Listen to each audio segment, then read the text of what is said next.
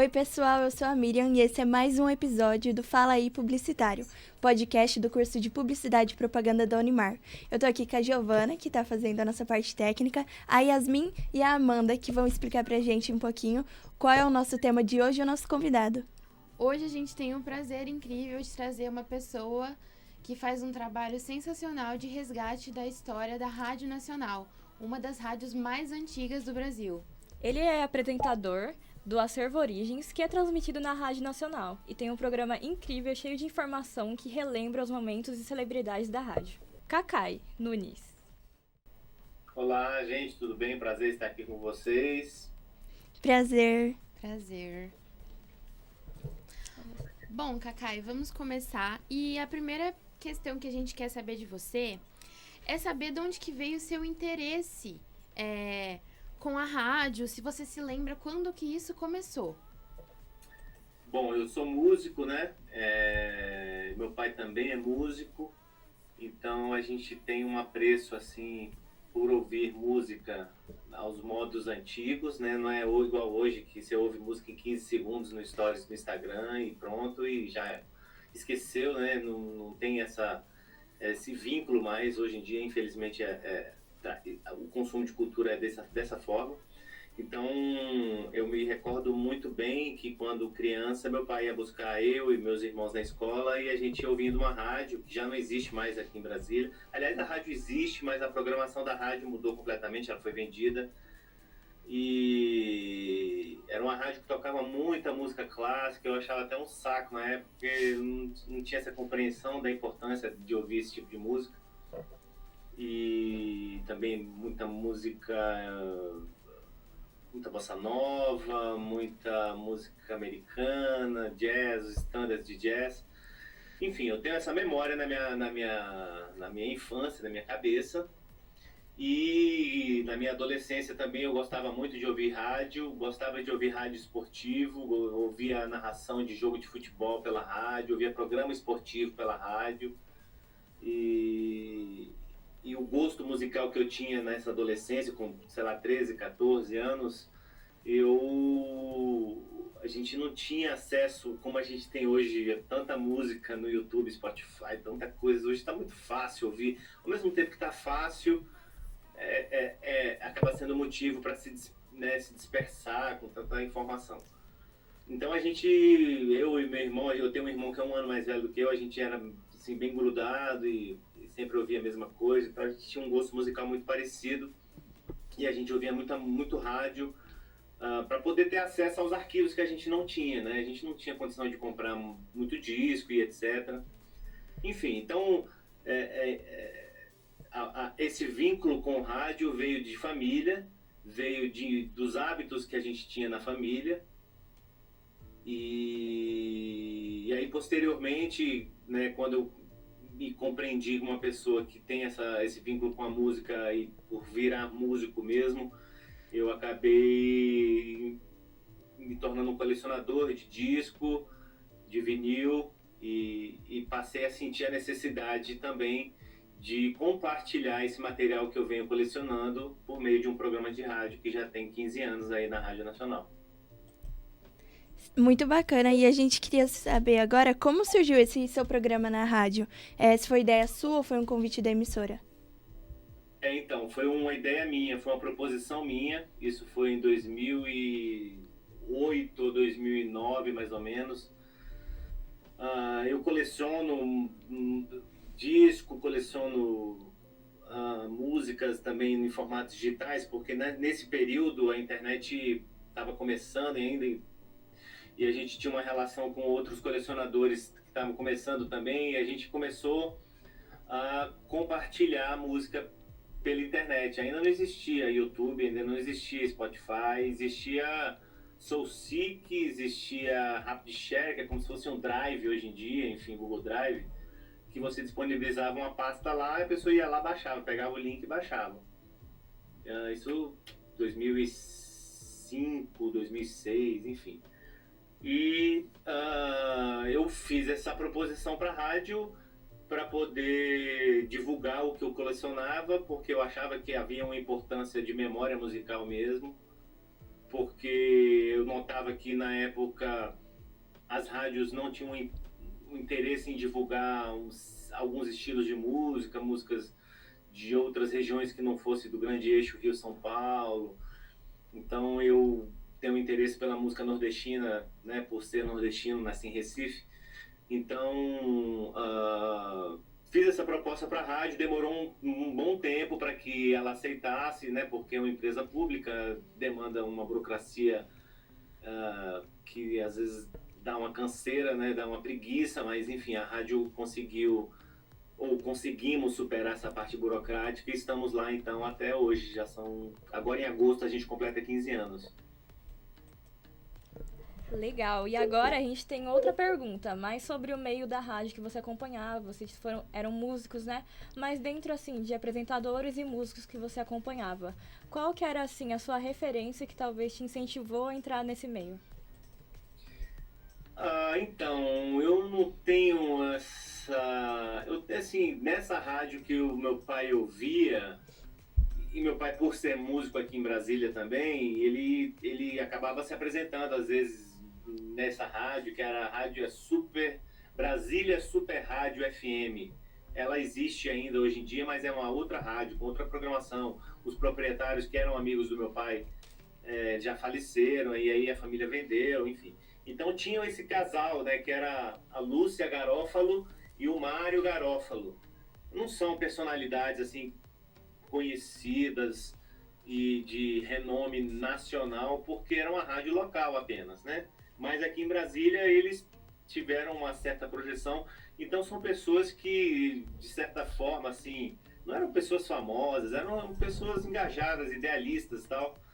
Então são dois nomes que talvez marcam para mim, porque tinha uma relação aproximada com o meu pai. Meu pai se apresentava, ele tinha um programa que era num shopping center de Brasília, e era um piano ao cair da tarde, era 6 horas da tarde esse programa, e era como se fosse próximo a uma praça de alimentação do shopping e tal. E tinha um piano lá, e meu pai é pianista, então meu pai de vez em quando ele ia lá, se apresentava. Então por conta dessa relação com meu pai, comigo criança ouvindo a rádio, talvez fossem essas duas pessoas as pessoas com as quais eu tenho uma relação assim de memória mesmo, assim, porque a grande rádio nacional, que é o tema do podcast de vocês, eu ouvia mais os programas esportivos, né? Então não tem uma relação tão grande na parte musical. Nossa, é muito interessante, porque às vezes a gente não tem essa referência muito regional, a gente fala de pessoas mais distantes, artistas mais distantes, mas é legal ter uma pessoa assim mais de perto que te inspirou. E a gente queria saber, a Rádio Nacional foi um fenômeno por décadas no Brasil, e a gente queria saber, na sua opinião, o que tornava ela tão especial para a população. Bom, primeiro que a rádio sempre foi um grande e um maior veículo, um veículo com alcance incrível, né? Ainda é, aliás. A Rádio Nacional, ela tem a Rádio Nacional do Rio de Janeiro, ela tem a Rádio Nacional de Brasília, ela tem a Rádio MEC, ela tem a Rádio Nacional do Alto Solimões, ela tem a Rádio Nacional da Amazônia, que chega em toda a floresta amazônica. É uma rádio com uma potência muito grande. Então, o caráter inovador da rádio, né? É uma rádio que tinha todos os grandes maestros, né? Isso eu estou falando lá no início dela, nos anos 30, 40, etc. Tinham todos os grandes maestros, os grandes artistas da música brasileira se apresentavam na rádio. Ela tinha uma grade também de telenovelas, então não existia televisão no Brasil. Então o rádio era o grande comunicador de todas os acontecimentos do Brasil. Então acho que isso fez com que a rádio, a ferramenta rádio, tenha se notabilizado no Brasil por conta do caráter inovador, do alcance, de tudo que ela proporcionava, né? E muitas das coisas eram feitas ao vivo, né? Ou seja, a rádio tinha um auditório, e os músicos se apresentavam no auditório, faziam os programas lá ao vivo, e isso era muito interessante. Inclusive meu pai é da Paraíba, e meu pai mas ele na infância, na juventude, ele foi para o Recife em 1954, E nessa época, ele com 14, 15 anos, ele saía de casa para ouvir rádio, mas não ouvir rádio, um aparelho de rádio. Ele ia no auditório da rádio Jornal do Comércio em Recife. E ele ia ver Sivuca, ele ia ver Jackson do Pandeiro, ia ver ao vivo. Assim, ele teve a chance de ver essas pessoas nos anos 50. São artistas que eu admiro assim, enormemente. E ele teve a chance de ver ao vivo. Então, a relação das pessoas com o rádio era diferente, né? Hoje em dia a gente muda de estação apertando um botão no celular e a gente muda de gosto musical muito mais rapidamente, né? Antigamente era muito diferente. Então, acho que a rádio tinha uma forma de cativar o público diferente. Muito bacana, Cacai. E para você, qual o tipo de conteúdo que mais marcava? As novelas, os programas de auditório, música? Tem algum que você considera o maior símbolo daquele tempo?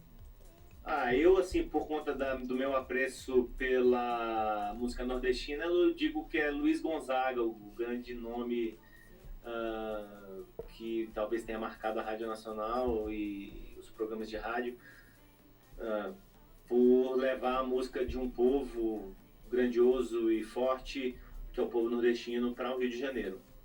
Então eu acho que Luiz Gonzaga tem esse mérito de ser um artista ímpar, forte, verdadeiro e que representou muito, muito bem o seu povo, o povo nordestino na rádio. Então, acho que os programas, Maestro Radamés Inhata, ele era outro, o outro Almirante, que é o grande patente do rádio, foi um outro grande personagem na era do rádio. Então, a gente tem alguns nomes aí muito importantes que vale sempre ser relembrados, e é mais ou menos isso que eu faço no meu programa. Eu trago esses nomes, a obra desses nomes, para que sejam sempre, enfim, relembrados.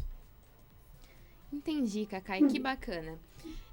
Agora a gente vai partir para uma parte mais da publicidade. A gente queria saber se você lembra de algum anúncio que foi marcante para você, que foi engraçado, curioso daquela época, ou até mesmo algum jingle que você escutou naquela época e até hoje você se lembra dele.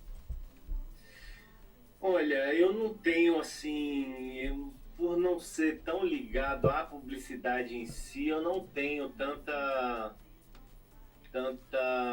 memória nesse sentido. Eu poderia, sei lá, ser leviano se eu falasse que tenho, mas eu talvez não me lembre mesmo.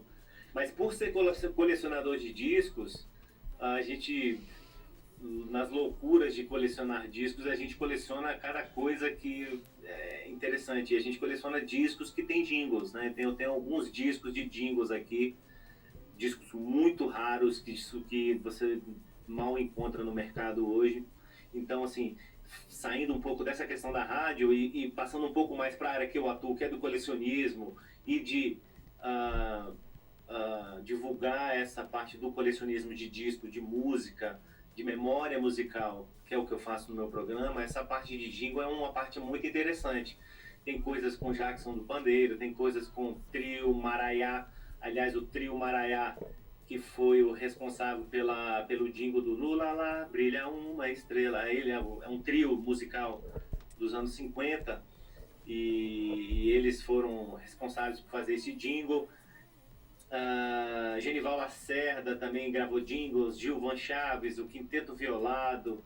Eu estou falando também mais próximo dessa música nordestina que eu gosto de colecionar.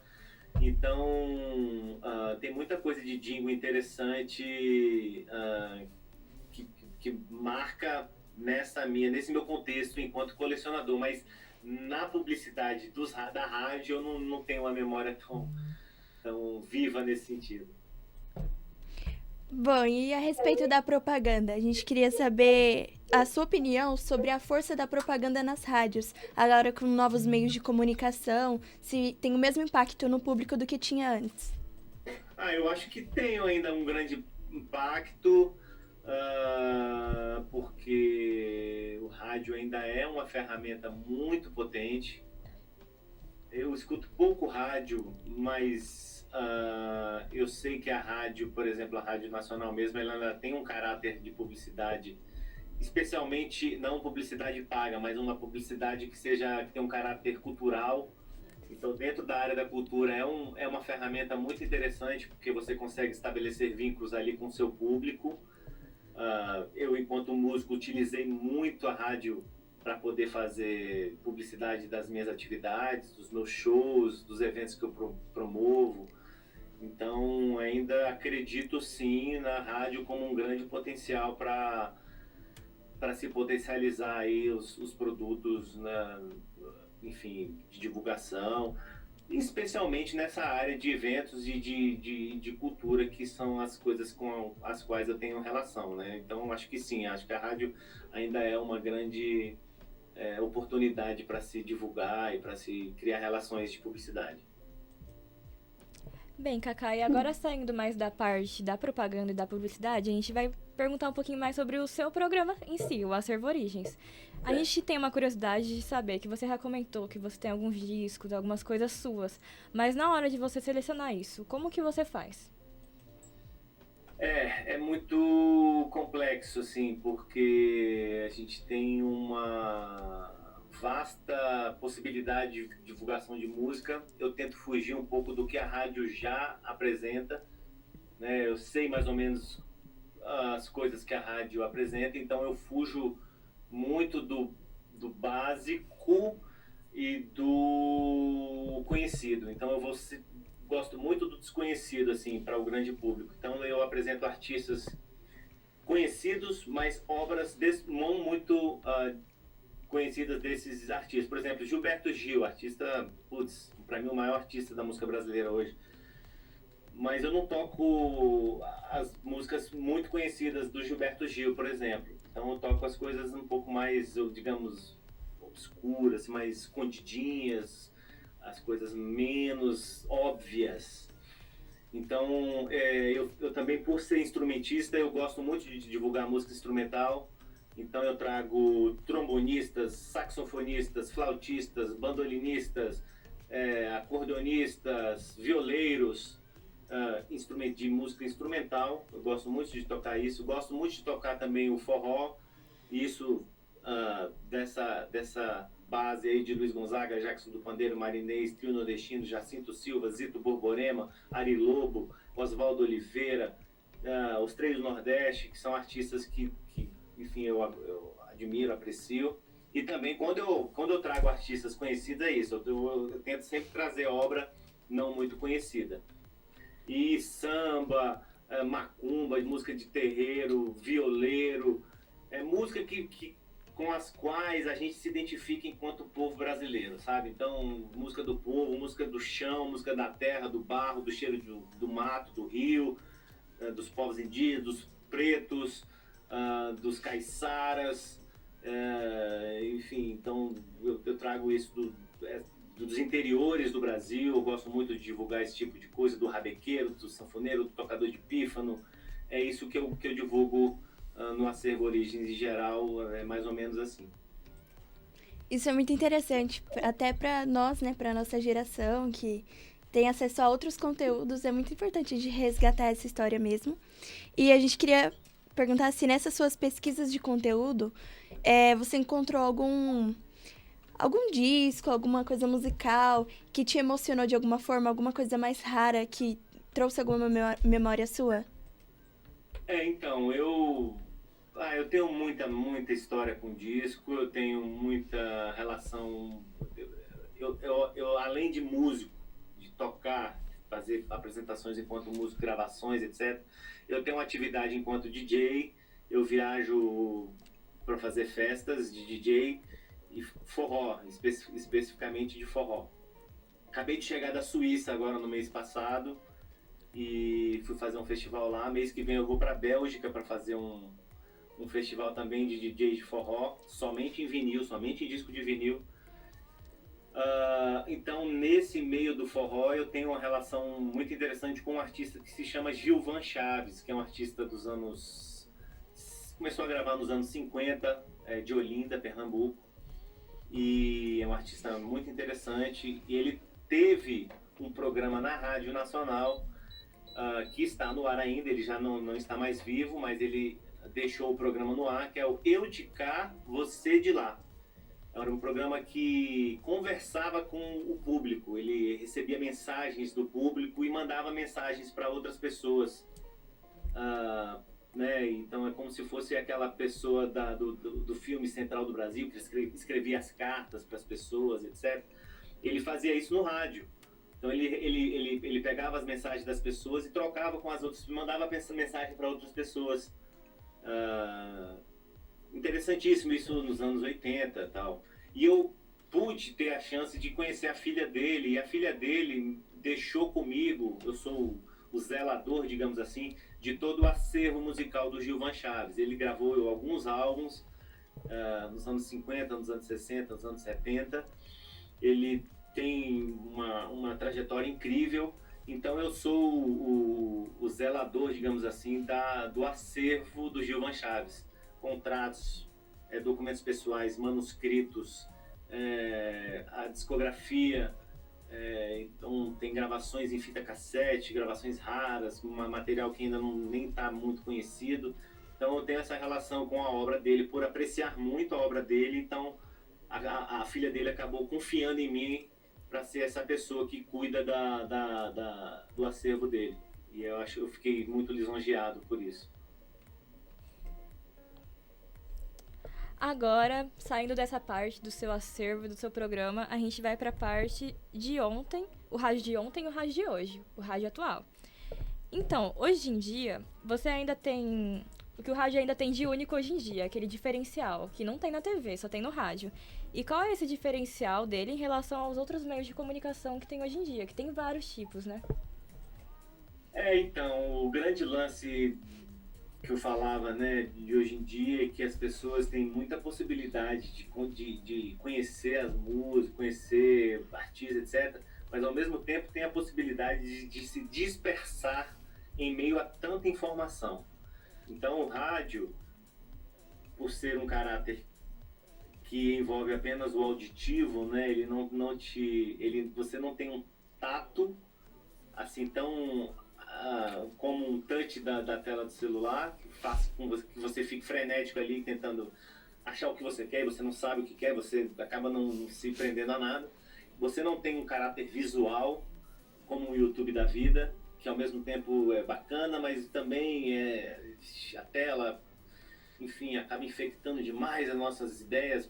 Então acho que o rádio, pelo caráter auditivo e por você ouvir locutores, você cria relações com os horários dos programas, você cria relações com o que você estava fazendo em um certo dia. Então é uma ferramenta muito impactante, assim, porque realmente, para quem... eu tenho 46 anos, ainda não sou relativamente jovem, mas pude na minha infância ter uma relação com o rádio, de ouvir locutores, de ouvir pessoas. E talvez o pessoal da geração de vocês não tenha tanto isso, né, como a professora de vocês falou. Então acho que essa relação de você saber o horário que vai entrar o programa, de você ouvir uma música que nunca você tinha ouvido, porque não tinha como ouvir de outro jeito senão na rádio, né? Hoje em dia você tem como ouvir o que você quiser. Você ouve música dos anos 10 do Brasil, você ouve na internet. Naquele tempo você não tinha como ouvir. Então, assim, hoje ao mesmo tempo que tá fácil, tá demais, assim, é demais, assim, é over demais. Então acho que a rádio, o rádio nos pega por conta disso, dessas características, né, de você não envolver tanto o tato e a visão, e você ter essa relação do horário do programa, a voz do locutor, quem é o locutor, o que ele está disponibilizando ali. Então, enfim, pega por esses detalhezinhos. Cacai, para quem está começando agora na publicidade, na comunicação, como a gente, o que você conta pra gente sobre o que a rádio pode ensinar como em questão de linguagem, emoção e conexão com o público? Foi mais ou menos o que eu respondi na pergunta anterior, né? Eu acho que esse tipo de conexão que se cria com esses vínculos, né, com pequenos detalhes que a rádio proporciona, o rádio proporciona, que fazem a diferença, né? Então, se você que está assistindo a gente tiver a oportunidade de se prender um pouco mais ao rádio, ao invés do YouTube, faça isso por mais vezes, né? Escute mais música, preste atenção nos compositores, vá atrás dos compositores de outros, né, gêneros musicais que não são tão ligados ao que você escuta atualmente. Escute menos o que você está habituado a ouvir, sabe? Você já está habituado a ouvir, você já sabe como você vai ouvir. Então escute outras coisas que você não está tão habituado a ouvir e vá atrás de outros nomes, vá atrás de outros horários, de oportunidades diferentes para que você possa ter outras relações e outras sensações mesmo. Que acho que o grande lance que a rádio proporciona são sensações diferentes, assim, que às vezes o YouTube nos ofende com tanta coisa, tanto material repetitivo, tanta mentira e etc. Então acho que se você cria relações diferentes com outras sensações, acho que você acaba proporcionando para si próprio novas relações e novas sensações.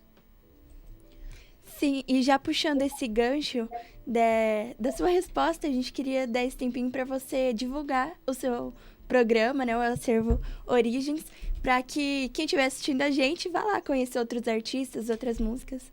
Legal. Então, o Acervo Origens ele vai ao ar todo domingo às 9 horas da noite na Rádio Nacional FM. Aliás, em todas as emissoras da IBC, que é a Rádio Nacional FM, Rádio Nacional AM, Rádio Nacional do Rio de Janeiro, Rádio Nacional da Amazônia, Rádio Nacional do Alto Solimões. No domingo, 9 horas da noite. E na segunda-feira eu disponibilizo o programa que foi ao ar no domingo. Na segunda-feira vai ao ar lá no nosso site, acervoorigens.com, e tem um canal também no YouTube, Acervo Origens. Então, assim, se você procurar por Acervo Origens aí, você vai se inundar durante um bom tempo, porque já são 15 anos só no rádio, mas já no ano que vem eu completo 20 anos divulgando música brasileira. E lá no site, alguns álbuns que eu disponibilizo, que eu tenho no acervo, eu disponibilizo lá também. Então, vão atrás, procurem, conheçam a música brasileira, que ela é muito grande, é muito profunda, é muito diversa. Muito legal, Cacai. A gente queria agradecer você, foi incrível ouvir essas histórias, entender melhor o impacto da rádio na cultura e na comunicação do Brasil. Eu que agradeço, gente, desejo sucesso a vocês, espero que vocês tenham êxito aí no trabalho de vocês e até a próxima. Muito obrigado. Esse foi mais um episódio do Fala Aí Publicitário. Até a próxima.